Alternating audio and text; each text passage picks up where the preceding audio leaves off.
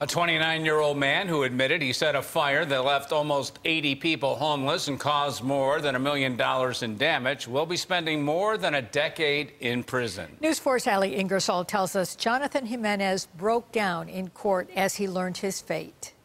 A Buffalo man who admitted to setting several small fires which got out of hand and impacted dozens of people will be spending the next 15 years behind bars. This man, Jonathan Jimenez, broke down in tears, nearly collapsing after hearing the sentence handed down. This wasn't, some show for sentencing. Every time I met with him, he was in tears, remorseful for what he's done.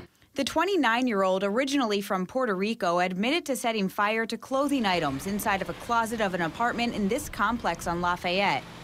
The fire spread quickly, burning for nearly 12 hours, causing millions of dollars worth of damage and leaving more than 80 people homeless.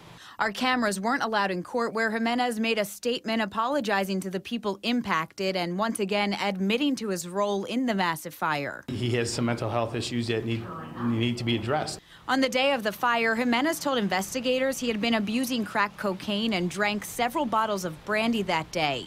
Dan Grasso is representing the convicted arsonist and says his client acted out after being impaired and going through a breakup, saying he was burning items that reminded him of his ex-girlfriend. My information is it's not as though he had placed these fires, strategically, like in an attempt to burn down the house.